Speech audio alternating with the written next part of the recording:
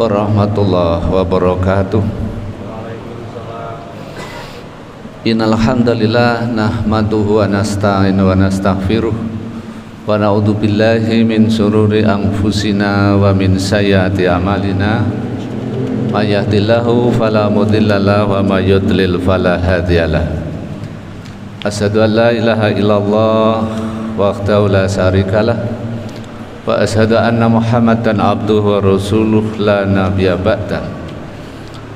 Allahumma shalli ala Muhammad wa ala ali Muhammad innaka Hamidum Majid. Qala Allahu ta'ala fil Qur'anil Karim, a'udzu billahi minasyaitonir rajim. Wala tahinu wala tahzanu wa antumul a'launa in kuntum mu'minin. Al-ayat. Jamaah salat duhur yang saya hormati, marilah kita bersyukur kehadirat Allah Subhanahu wa ta'ala yang telah memberikan hidayah, taufik dan maunahnya kepada kita semua, sehingga di tengah-tengah kesibukan kita di siang hari ini kita diringankan langkah kita untuk dapat melaksanakan ibadah sholat duhur dengan berjamaah. Semoga ibadah sholat duhur yang kita lakukan diterima oleh Allah Subhanahu wa ta'ala, dan doa-doa Bapak Ibu semuanya dikabulkan oleh Allah Subhanahu wa ta'ala. Bapak Ibu yang saya hormati, hari ini Kamis tanggal 17 Agustus 2023, seluruh bangsa Indonesia sedang memperingati hari ulang tahun kemerdekaan Republik Indonesia yang ke-78. Oleh karena itu, supaya kultumnya itu mungkin aktual, begitulah bahasanya, kita sesuaikan dengan suasananya, ya, suasananya. Meskipun saya yakin Bapak Ibu semuanya juga sudah tahu, tapi kami ingin merefresh kembali tentang makna kemerdekaan itu, ya. Jadi merdeka itu kalau secara harfiah, ya, itu artinya bebas dari belenggu, ya, bebas dari tekanan, bebas dari penjajahan. Jadi ada beberapa unsur, ya, di dalam kemerdekaan itu, antara lain yang pertama adalah kebebasan, yang kedua itu kedaulatan, yang ketiga kemandirian, ya, yang keempat kemerdekaan itu adalah jembatan emas, gitu ya. Jadi yang pertama kebebasan. Kalau dalam kamus besar bahasa Indonesia, di sana disebutkan bahwa kemerdekaan itu keadaan hal yang berdiri sendiri, bebas menentukan nasibnya sendiri, bebas mengatur negaranya sendiri, ya, tanpa tekanan dari pihak manapun, ya. Itu makna kebebasan.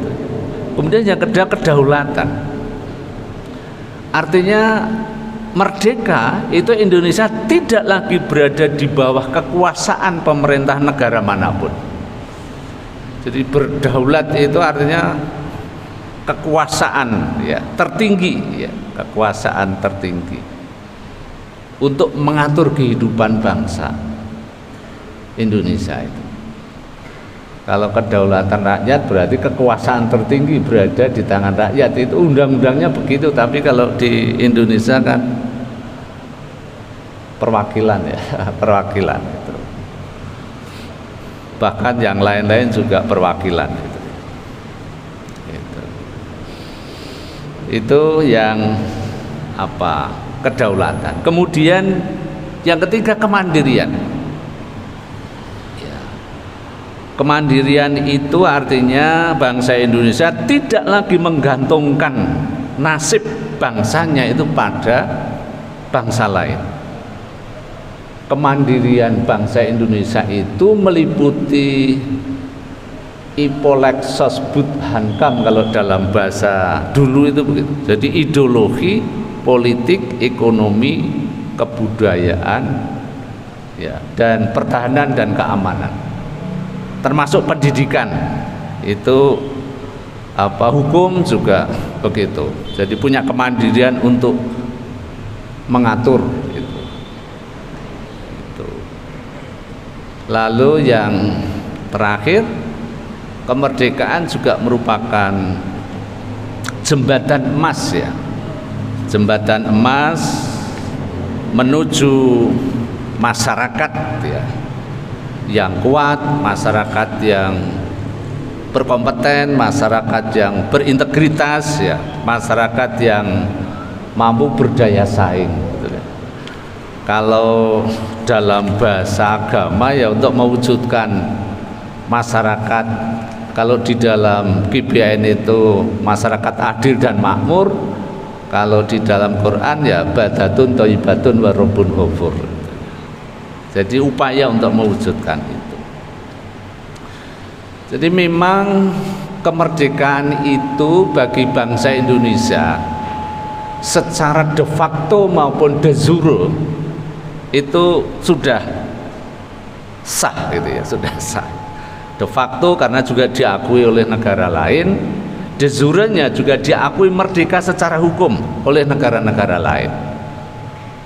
Ya, sehingga bangsa Indonesia juga memiliki duta besar di negara-negara yang ada di Indonesia itu.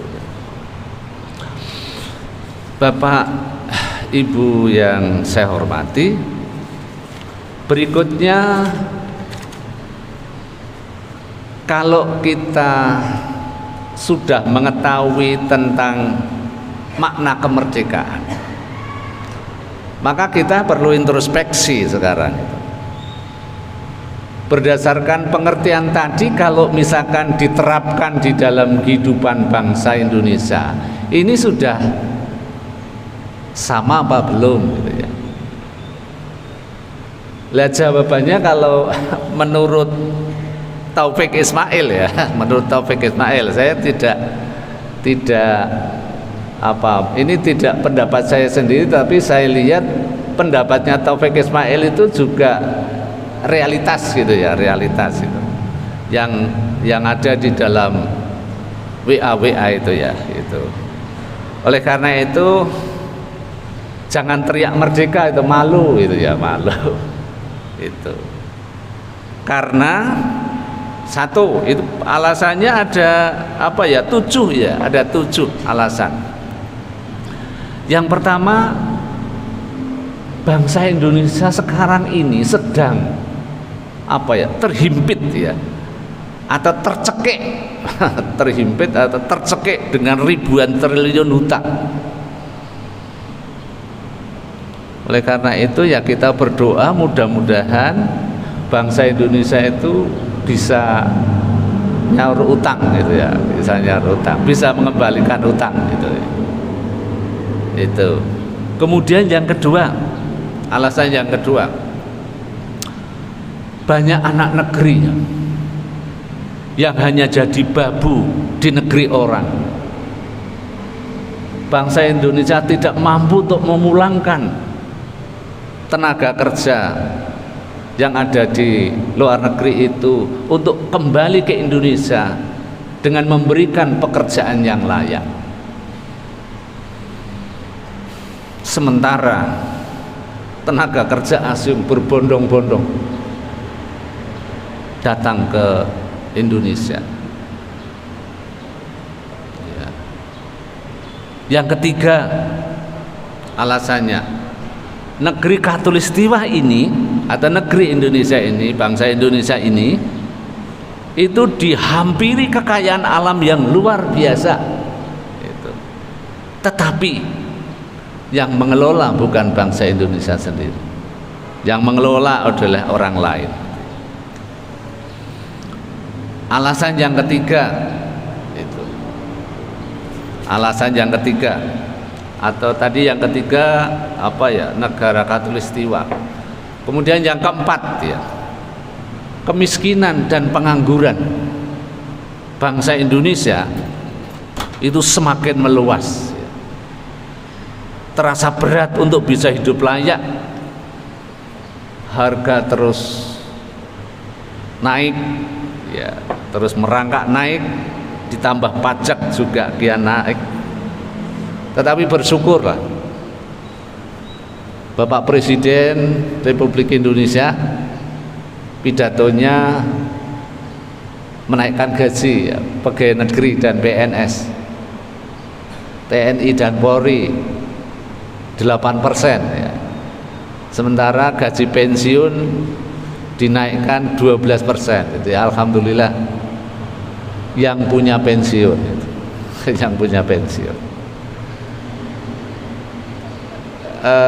Mudah-mudahan dengan kenaikan gaji ini tidak diikuti dengan kenaikan harga. Sebab kalau kenaikan gaji juga diikuti dengan kenaikan harga ya impas gitu ya.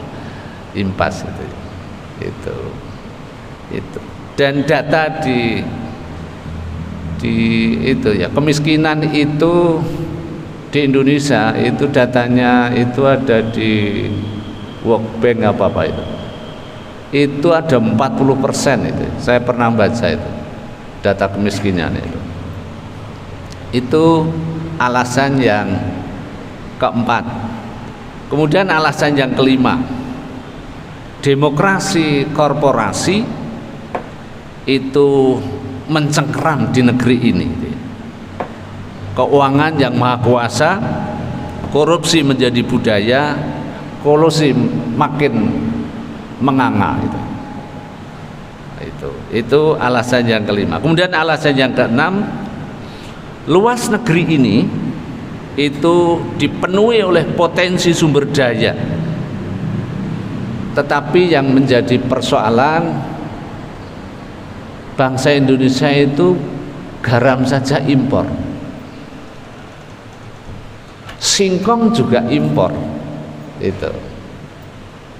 Itu yang menjadi apa, persoalan ya, persoalan itu. Artinya belum mandiri gitu ya, belum mandiri itu. Kemudian luas negara ini jutaan hektar, namun lebih dari setengah luas tanah di Indonesia itu dikuasai oleh bangsa asing yang kita kenal dengan apa itu ya, 9 naga itu ya. Nah, oleh karena itu bapak-bapak, ibu-ibu yang saya hormati, ketika kita melihat kondisi yang semacam ini, kalau kita melihat tema kemerdekaan Republik Indonesia itu kan terus melaju untuk Indonesia maju. Itu kalau kita cermati gitu ya, itu mengajarkan kepada kita agar dalam menghadapi situasi bangsa ini kita tidak boleh putus asa. Kita tidak boleh patah semangat ya. Kita tidak boleh mutung gitulah, kira-kira ini bahasa yang gampang. Tetapi kita harus tetap semangat gitu. Lah bagi orang yang beriman, Allah berfirman di dalam Al-Qur'an surat Ali Imran ayat 139 yang sudah kami baca di awal tadi, yang berbunyi a'udzubillahi minasyaitonirrajim wala tahinu wala tahzanu wa antumul a'launa in kuntum mu'minin. Itu artinya, dan janganlah kamu merasa lemah. Dan janganlah kamu merasa bersedih hati.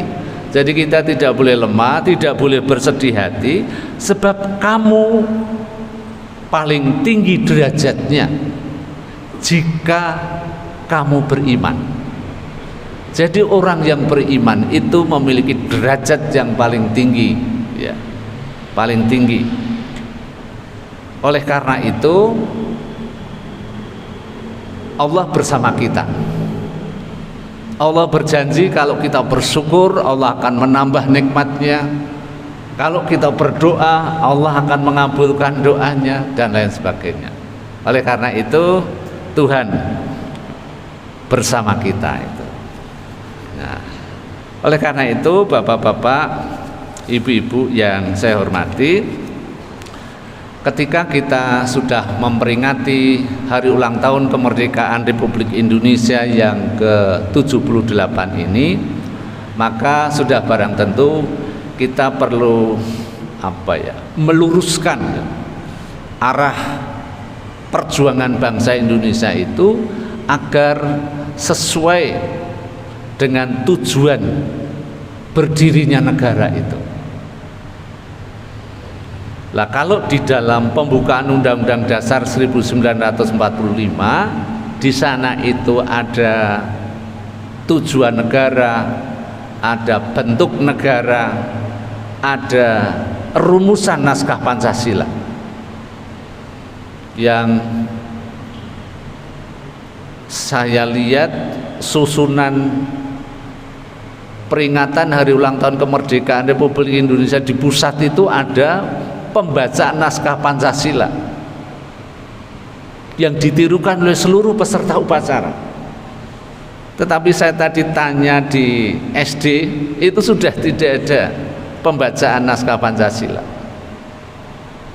Saya tanya anak saya yang juga guru di SMA 9, juga saya tanya apa benar bahwa susunan upacara kemerdekaan Republik Indonesia itu tidak ada pembacaan Pancasila.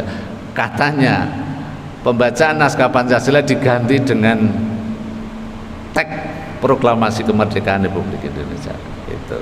Dan ini kita memang harus ya, simbol dari merah putih itu harus kita jaga itu. Jadi ya merah putih memang tidak ada tulisannya, tetapi ruh dari bendera merah putih itu yang pertama adalah menyangkut kehormatan bangsa. Kehormatan bangsa. Yang kedua, bendera merah putih itu menyangkut jati diri bangsa.